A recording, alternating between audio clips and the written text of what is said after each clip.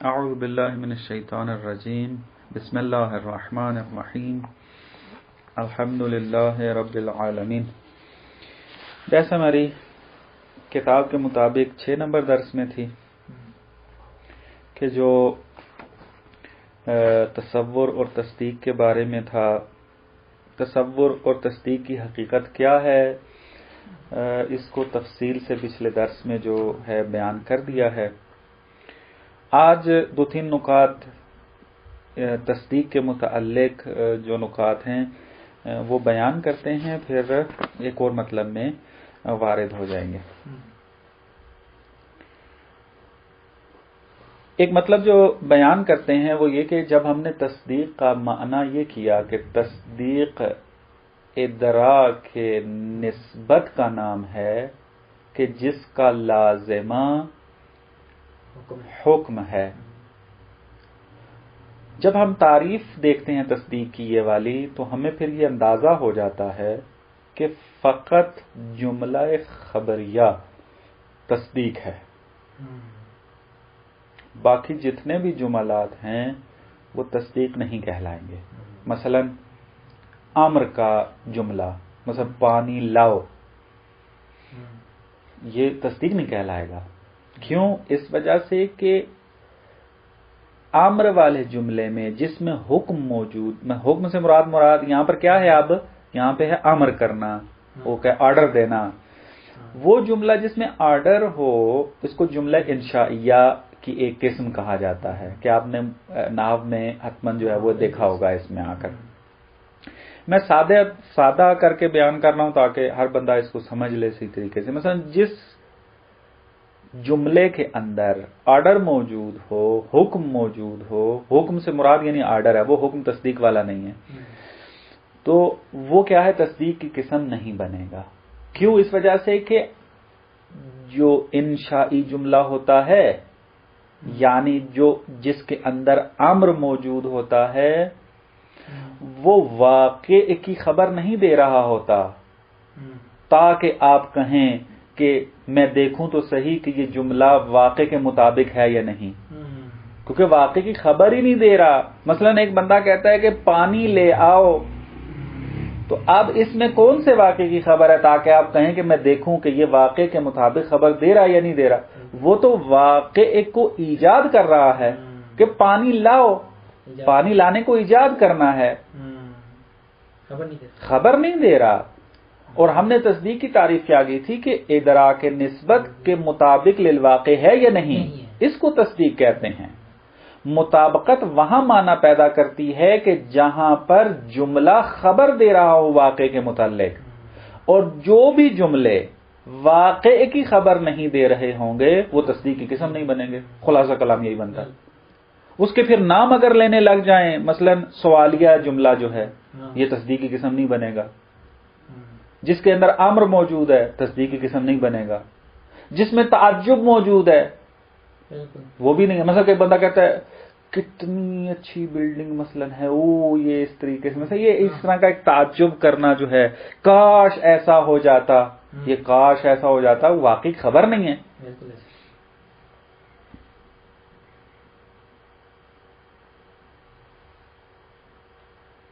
مثلا استفہام، تعجب، آرزو، امر و نہیں، یہ ساری ہیں تصدیق کی قسم میں سے نہیں ہے. یہ ایک نقطہ تھا کہ جو انہوں نے یہاں پر بیان کیا، اور یہ ترتیب بالکل منطق مظفر والی ہے، یعنی یہی بے عین ہی یہ نکات جو ہیں وہ منطق مظفر میں موجود ہیں. ایک اور نقطہ جو تصدیق کے بارے میں بیان کرتے ہیں یہاں پر وہ یہ کہ تصدیق کی 2 قسمیں ہیں. تصدیق یا یقینی ہوگی، 100% ہوگی، 100% ہوگی، اس کو یقین کہتے ہیں، جس میں 100% پایا جاتا ہے. اور تصدیق ظنی ہوگی، توئیں زوئیں والی زن جو ہے، وہ دال ریزے والی نہیں. یہ بعض اوقات وہ تلفظ نہ پتا ہو تو پھر وہی لکھ دیتے ہیں اس کو آگے. تصدیق ظنی فرماتے ہیں کہ اس مطلب کو بیان کرنے کے لیے کہ تصدیق کی 2 قسمیں کیوں ہیں، یہ والی یقینی اور ظنی، ہم آپ کو یہ بیان کرتے ہیں کہ جب بھی ایک خبر انسان کو دی جاتی ہے، مثلا آپ کو اگر کوئی بندہ خبر دے تو اس خبر کی نسبت آپ کے پاس مختلف حالات بن سکتے ہیں. مثلا میں نے آپ کو خبر دی آ کر کہ آپ کے والد قم میں تشریف لائے ہیں، درست ہے؟ اب اس خبر کی نسبت آپ کے اندر مختلف حالات ہو سکتے ہیں. یا آپ کو اس خبر کے بارے میں 100% یقین ہوگا، یعنی 100% ہوگا اس خبر کو، یعنی خبر کے محتوا کو آپ 100% قبول کر لیتے ہیں، اور اس کے عدم کو اصلاً قبول نہیں کرتے. آپ کہتے ہیں کہ مجھے یقین ہے میرے والد آ گئے ہیں، پر اس کا مطلب ہے کہ آپ کے ذہن میں نہ آنے کا احتمال ہے ہی نہیں. اس کو کہتے ہیں یقین، کہ جہاں پر خبر کے ہونے کا یقین ہو، یعنی 100% ہو، یا نہ ہونے کا، دونوں طرف سے ہے، لیکن ہو ایک طرف ہی، دونوں طرفیں نہ ہو اس میں، یا ہونے کا 100% یا نہ ہونا 100% ہو. 100% جہاں بھی ایک طرف میں آ گیا وہ یقینی حالت کہلائے گی. لیکن بعض اوقات انسان کیا کرتا ہے، خبر کو سنتا ہے، اس کے ذہن میں 2 احتمال آتے ہیں، ممکن ہے ہو، ممکن ہے نہ ہو. اب یہ جو 2 حالات ذہن میں آتے ہیں، اس کی پھر مختلف صورتیں بنتی ہیں. یا تو ایک طرف آپ کی تمایل زیادہ ہے، مثلا 80% پہ چلے گئے ہیں آپ، اور دوسری طرف اس کی کیا ہے، 20% ہے.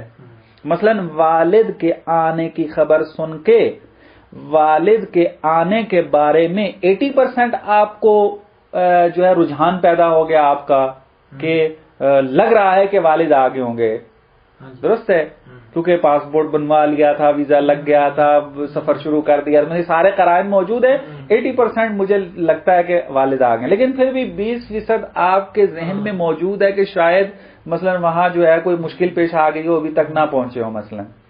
تو اب یہ جو طرف راجح ہوتی ہے، رجحان جس میں پایا جاتا ہے، جو مثلا 80%، 70%، 90% کی حد تک چلا جاتا ہے، اس کو کہتے ہیں ظن. یہ کیا ہوتی، تصدیق ظنی کہلائے گی.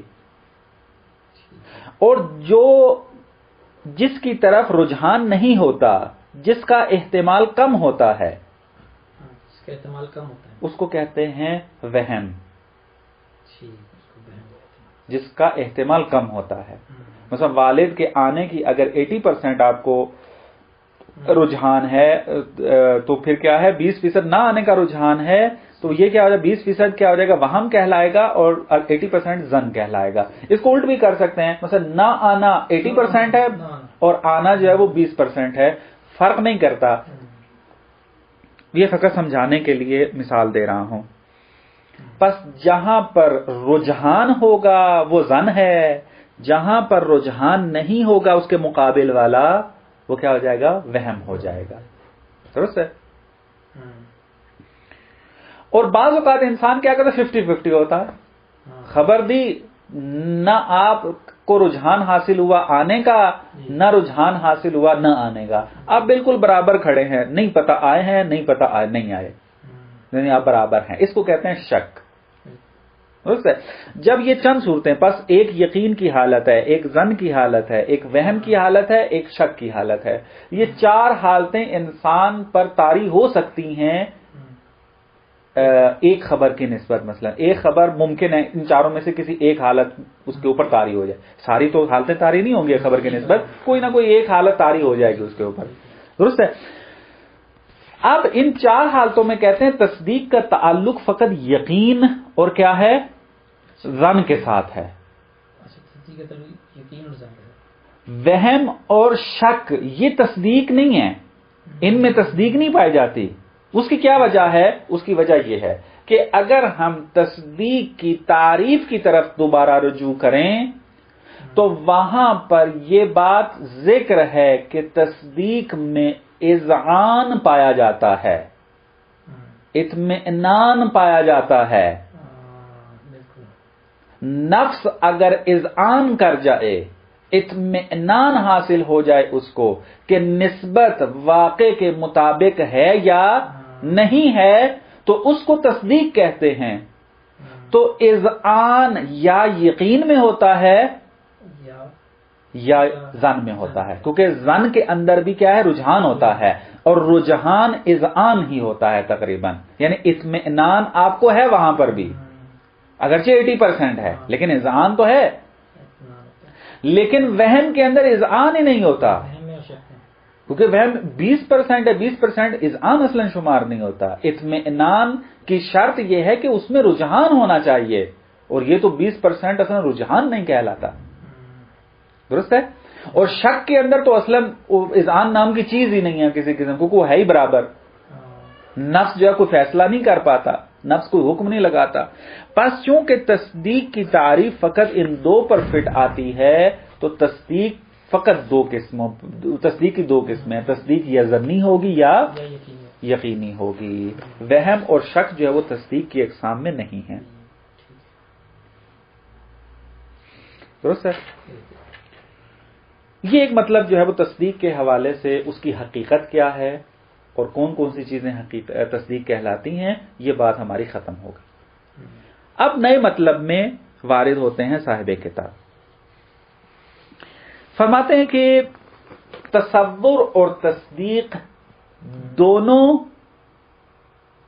دو قسمیں رکھتے ہیں، یعنی تصور کی بھی آگے دو قسمیں ہیں اور تصدیق کی بھی آگے دو قسمیں ہیں۔ ہم پہلے تصور کو بیان کرتے ہیں۔ فرماتے ہیں کہ تصور یا بدیہی ہوتا ہے یا نظری۔ کیا مطلب؟ فرماتے ہیں کہ آپ اگر اپنی نفس کی طرف رجوع کریں، اپنے علوم کی طرف، اپنی معلومات کی طرف رجوع کریں، تو آپ کو یہ چیز واضح طور پر نظر آئے گی کہ آپ کی کچھ معلومات ایسی ہیں کہ جو میں نے پہلی معلومات کے ذریعے حاصل کی ہیں، درست ہے؟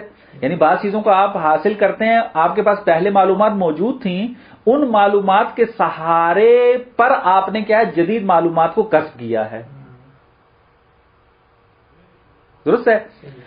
لیکن بعض معلومات انسان کے پاس ایسی ہوتی ہیں کہ جس کو انسان نے کسی سے بھی حاصل نہیں کیا ہوتا، وہ خود بخود انسان کو حاصل ہوتی ہیں، درست ہے؟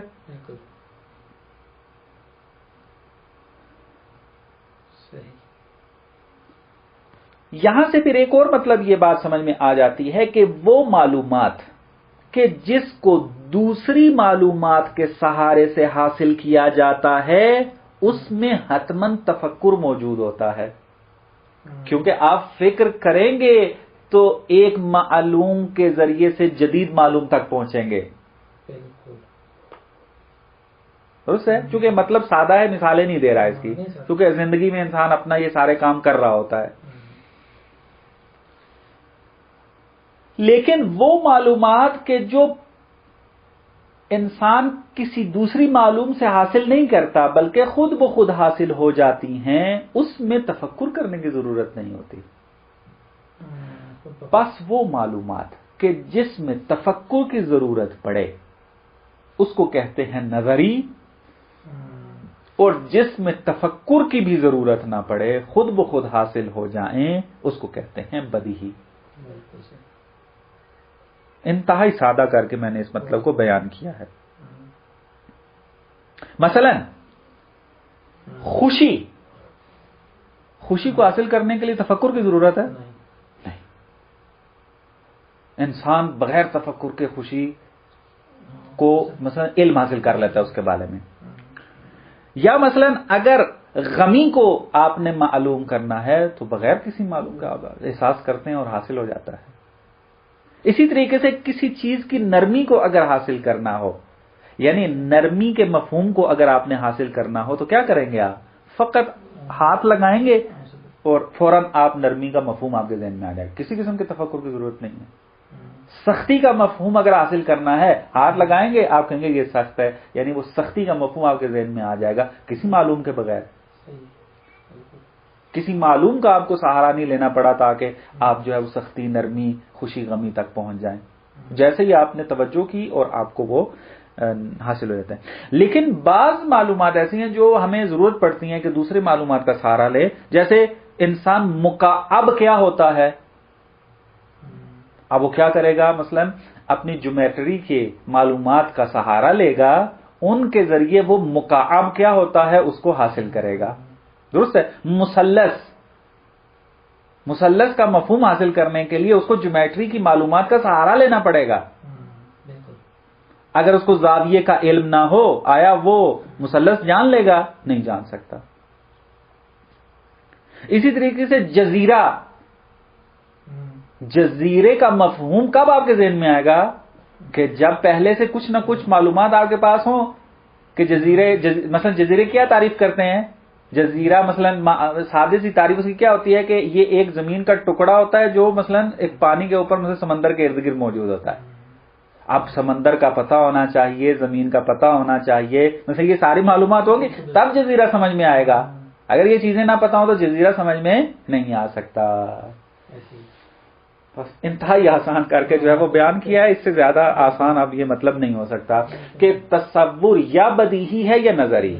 خلاصہ اس کا یہ بنتا ہے تصور بدیہی اس معلوم کو کہتے ہیں کہ جس کو بدون تفکر، بغیر کسی معلوم کے، کسی دوسری معلوم کے سہارا لیے حاصل کیا جاتا ہے، اور تصور نظری وہ معلوم ہے، وہ تصور ہے، وہ مفہوم ہے مثلا کہ جو کیا ہے تفکر کرنے کے بعد حاصل ہوتا ہے۔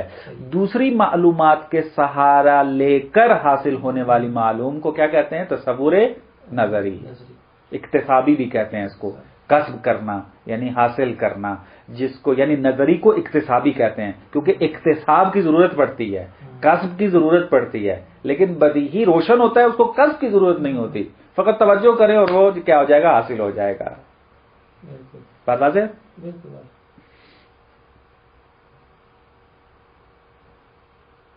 یہ ہوگی تصور بدیہی اور تصور نظری کی قسم جو آپ کو بیان کی ہے۔ اس کے بعد مرحلہ آتا ہے تصدیق کا۔ کہتے ہیں تصدیق بھی یا بدیہی ہے یا نظری۔ تصدیق نظری اس تصدیق کو کہتے ہیں کہ جس کے اندر استدلال کی ضرورت ہوتی ہے۔ استدلال کے بغیر آپ کو مطلب آپ کے لیے ثابت نہیں ہوتا۔ مثلا اگر کوئی آ کر یہ دعویٰ کر دے کہ مثلث کے زاویہ قائمہ ہوتے ہیں، مثلث کے جو زاویے ہیں وہ 180 درجے کے ہوتے ہیں، تو جب تک وہ جیومیٹری کے قانون کے مطابق استدلال نہیں کرے گا، انسان کے نفس میں اطمینان حاصل نہیں ہوتا۔ بس وہ معلوم کہ جو استدلال کا محتاج ہو اس کو کہتے ہیں تصدیق نظری۔ لیکن جہاں پر ایک مطلب انسان حاصل کرے اور نفس اس پر اذعان کر جائے، اس پر مطمئن ہو جائے بغیر استدلال کے، یعنی استدلال کی ضرورت ہی نہ پڑے، اتنا روشن ہے کہ دلیل کی ضرورت ہی نہیں ہے، اس کو کہتے ہیں تصدیق بدیہی۔ مثلا وجود اور عدم ایک جگہ پر جمع نہیں ہو سکتے، یہ معلوم ہے، قضیہ ہے، اس کو درک کرنے کے لیے، اطمینان حاصل کرنے کے لیے استدلال کی ضرورت نہیں ہے۔ ہر انسان حتیٰ بچہ بھی جو ہے جو بھی شعور کے مرحلے میں بھی نہ پہنچا ہو وہ اس بات کو سمجھتا ہے۔ یعنی اگر بچے کو آپ کہہ دیں کہ یہ موبائل ہے بھی اور نہیں بھی تو وہ کہے گا بابا پاگل ہو گیا. یعنی حتیٰ اس بچے کو بھی یہ سینس موجود ہے کہ وجود اور عدم آپس میں جمع نہیں ہو سکتے. اتنا واضح اور روشن ہے کہ استدلال کی ضرورت ہی نہیں ہے. اس کو کہتے ہیں تصدیق بدیہی. لیکن جہاں پر ہمیں استدلال کی ضرورت پڑ جائے اس کو کہتے ہیں تصدیق نظری. یہ مطلب جو میں نے آپ کو تفکیک اور جدا کر کے بیان کیا ہے اس طریقے سے یہ منطق مظفر میں موجود نہیں ہے. اسی وجہ سے بعض اوقات طلاب جو ہیں جب وہ مطلب پڑھتے ہیں تو صحیح طور پر مطلب سمجھ نہیں پاتے. تصور کے بدیہی ہونے کا ملاک اور ہے، تصدیق کے بدیہی ہونے کا ملاک اور ہے، اور وہ میں نے بیان کر دیا ہے. دوبارہ رجوع کریں گے تو مطلب واضح ہو جائے گا کیا ملاک ہے اس کا. یہاں تک بات سمجھ میں آ گئی. بس ایک مطلب ہم نے اور حاصل کر لیا کہ تصور بدیہی و نظری ہے کیا مراد ہے، تصدیق بدیہی و نظری ہے کیا مراد ہے. اس کے بعد جو ایک اور نقطہ یہاں پر بیان کرتے ہیں وہ یہ کہتے ہیں کہ ہم نے علم کو دو حصوں میں تقسیم کیا تھا، تصور اور تصدیق میں. علم حصولی کو ہم نے تصور اور تصدیق میں تقسیم کیا تھا. اور جہل جو ہے وہ علم کے مقابل میں ہے، یعنی آپس میں یہ کیا ہے، مقابل میں ہے. جہاں علم ہے وہاں جہل نہیں ہے، جہاں جہل ہے وہاں علم نہیں ہے. تو جہل جب علم کے مقابل میں ہے تو علم کی دو قسمیں ہیں، تو جہل کی بھی کیا ہو جائیں گی، دو قسمیں ہو جائیں گی. علم تصوری کے مقابل میں جہل تصوری ہوگا اور علم تصدیقی کے مقابل میں جہل تصدیقی ہو جائے گا. علم تصوری کا کیا مطلب تھا کہ ایک مفہوم کا انسان کے ذہن میں ہونا، یہ تصور تھا نا. ہم نے کہا تھا حضور و صورت الشیء عند العقل، کہ ایک شے کی اگر صورت ذہن میں آ جائے تو وہ علم حصولی کہلاتا ہے، وہ علم تصوری کی تعریف تھی. درست ہے. صورت کا ذہن میں آ جانا، مفہوم کا ذہن میں آ جانا، یہ کیا ہے، تصور کہلاتا ہے. درست ہے. تو اب جہل تصوری کیا ہو جائے گا کہ اصلاً اس چیز کا تصور بھی آپ کے ذہن میں نہ ہو، بالکل ذہن صاف ہو اس نسبت کی، اس کی طرح. مثلا جیسے آپ سے ملنے سے پہلے آپ کا تصور بھی میرے ذہن میں موجود نہیں تھا، بس آپ کی نسبت میں جہل تصوری میں کیا تھا، مبتلا تھا. درست ہے. آپ کے تصور کی نسبت. علم تصدیقی کے مقابل میں کیا ہے، علم جہل تصدیقی. علم تصدیقی کیا ہے، مثلا وہ قضیہ کے جو آپ بناتے ہیں وہ علم تصدیقی کہلاتا ہے. مثلا زید کھڑا ہے، زید رو رہا ہے، بارش ہو رہی ہے، یہ علم تصدیقی تھا. یعنی جس کے اندر اذعان پایا جاتا ہو، جس کے اندر حکم پایا جاتا ہو. پس وہ قضیہ کہ جس کے اندر اذعان نہ ہو، حکم نہ ہو، وہ کیا ہو جائے گا، جہل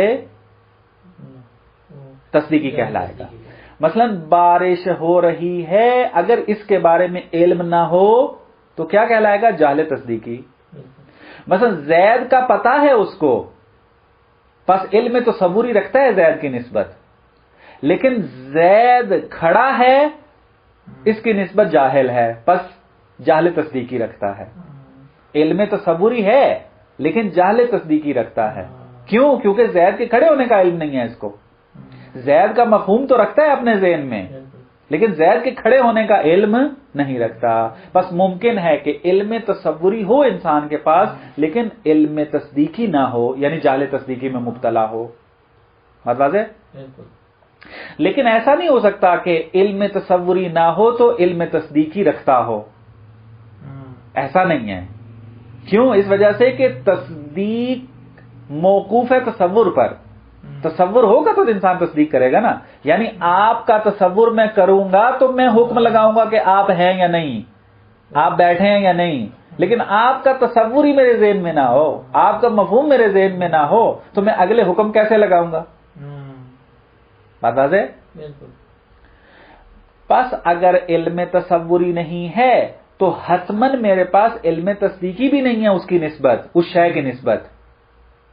لیکن اگر انسان کے پاس علم تصدیقی نہ ہو، یعنی جہل تصدیقی میں مبتلا ہو، تو اس کا مطلب یہ نہیں ہے کہ اس کو علم تصوری بھی نہیں ہے. ممکن ہے وہ علم تصوری بھی رکھتا ہو، یعنی اس شے کا مفہوم اس کے ذہن میں ہے لیکن اس شے کی نسبت تصدیق نہیں رکھتا.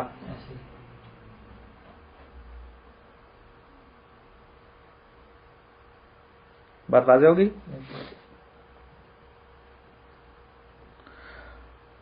خوب، یہ ایک مطلب جو ہے انہوں نے یہاں پر بیان کیا. پھر ایک اور مطلب یہاں پر ذکر کرتے ہیں، اگرچہ مرحوم مظفر نے اس کو بڑا تفصیل سے بیان کیا لیکن اس کتاب میں مختصر آیا ہے اور میں بھی مختصر انداز میں بیان کرتا ہوں. وہ یہ کہ علم بدیہی کا مطلب یہ ہے کہ جو واضح اور روشن ہو، جس میں تفکر کی ضرورت نہ ہو، جس میں استدلال کی ضرورت نہ ہو. لیکن فرماتے ہیں کہ اس کا مطلب یہ نہیں ہے کہ انسان جو ہے ہمیشہ اس کی طرف متوجہ بھی ہوتا ہے. نہ، ممکن ہے کہ بعض چیزیں بدیہی ہیں لیکن بعض اسباب کے تحت انسان اس کے بارے میں صحیح طریقے سے علم حاصل نہیں کر سکتا، آسانی سے اس کے بارے میں علم حاصل نہیں کر سکتا. کیا وجہ ہے؟ کہتے ہیں ایک علم بدیہی سے آگاہی حاصل کرنے کے لیے 5 اسباب کا ہونا ضروری ہے. پہلا سبب اس کی طرف متوجہ بھی ہو. مثلا اس کمرے کے اندر کتنی کھڑکیاں ہیں، اس کا علم حاصل کرنا بدیہی ہے یا نظری؟ بدیہی ہے، کیونکہ نہ استدلال کی ضرورت ہے نہ تفکر کی ضرورت ہے، فقط کمرے کی طرف نگاہ دوڑانا ہے اور پتہ چل جائے گا. لیکن ایک انسان آ کر بیٹھتا ہے، کمرے کو دیکھتا ہی نہیں ہے، آتے ہی اپنے کاموں میں مصروف ہو جاتا ہے، اور اس سے پوچھا جائے کہ کمرے میں کتنی کھڑکیاں ہیں تو وہ جواب دے پائے گا؟ نہیں. تو اب کوئی بندہ آ کر یہ نہیں کہہ سکتا کہ چونکہ یہ جواب نہیں دے پا رہا پس کھڑکیوں کے بارے میں علم حاصل کرنا بدیہی نہیں ہے بلکہ نظری ہے. نہیں، نظری نہیں بنے گا، یہ بدیہی رہے گا. فقط یہ ہے کہ اس نے توجہ نہیں کی، وہ تھوڑی سی بھی توجہ کرے گا فوراً جو ہے وہ جواب دے دے گا. کھڑکی کے بارے میں علم حاصل کرنے کے لیے اصلاً تفکر کی ضرورت نہیں ہے، فقط توجہ کی ضرورت ہے. بس علم بدیہی کو حاصل کرنے کے لیے توجہ کا ہونا ضروری ہے.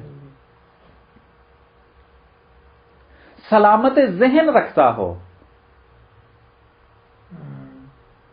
ذہن میں کوئی ذہنی اعتبار سے کوئی مشکل نہ ہو. اب کوئی بندہ جا کر کہے یار وہ فلانا بندہ جو مریض تھا دماغی اعتبار سے، اس کو میں کہتا رہا کہ وجود و عدم جمع ہو سکتے ہیں، اس کو سمجھ میں نہیں آ رہی تھی. خوب، اس کا مطلب ہے کہ یہ قضیہ نظری ہو گیا. نہیں بھائی، وہ ذہنی اعتبار سے مشکل کا شکار تھا. اگر وہ سلامت ذہن رکھتا، سلامت جو ذہن سالم ہے اس کے سامنے یہ قضیہ رکھیں، اگر وہ بغیر استدلال کے سمجھ جاتا ہے تو بدیہی ہے. لہذا ملاک بداحت کے اندر ذہن کا سالم ہونا ہے. سلامت حواس کا ہونا ضروری ہے. مثلا کھانا نمکین ہے یا نہیں ہے، اس کے بارے میں علم حاصل کرنے کے لیے تفکر کی ضرورت ہے؟ نہیں. آپ انگلی رکھیں، زبان کے ساتھ لگائیں، فوراً آپ کو علم ہو جائے گا کہ یہ نمکین ہے یا نہیں. لیکن ایک بندہ آ کر کہتا ہے کہ یہ ہو ہی نہیں سکتا. میں بخار جس کو تھا اس کو لے کے گیا، کھانا اس کے سامنے، اس کو پتہ ہی نہیں چلا کہ یہ نمکین ہے یا نمکین نہیں ہے. بس یہ نمکینی کے بارے میں علم حاصل کرنا جو ہے وہ نظری ہے، بدیہی نہیں ہے.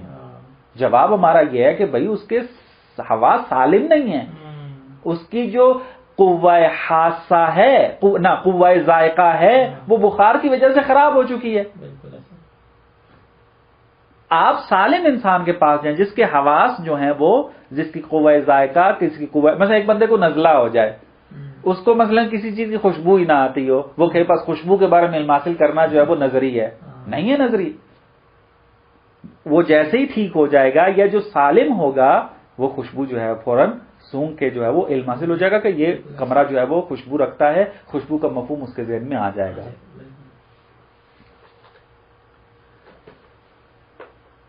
ایک وہ کیا ہے کہ فعالیت کرے. فعالیت غیر عقلی، کیونکہ عقلی کرے گا وہ تو پھر نظری ہو جائے گا. عقلی یعنی تفکر کرنا، استدلال لے کر آنا، اس کو کہتے ہیں فعالیت عقلی. ایکٹیویٹی کرے لیکن عقلی ایکٹیویٹی نہ ہو بلکہ غیر عقلی ایکٹیویٹی ہو. کیسے؟ مثلا جیسے مثال دی تھی آپ کو، کھڑکی کے بارے میں علم حاصل کرنا. ایکٹیویٹی کرنی ہے آپ نے، ایسا نہیں ہے آپ آنکھیں بند کر کے بیٹھے رہے اور آپ کو علم حاصل نہ، آنکھیں کھول کے پورے کمرے میں نگاہ کرنی ہے آپ نے. لیکن یہ جو فعالیت ہے، ایکٹیویٹی ہے، یہ غیر عقلی ہے، یعنی اس کے اندر نہ تفکر استعمال ہو رہا ہے نہ ہی استدلال استعمال ہو رہا ہے.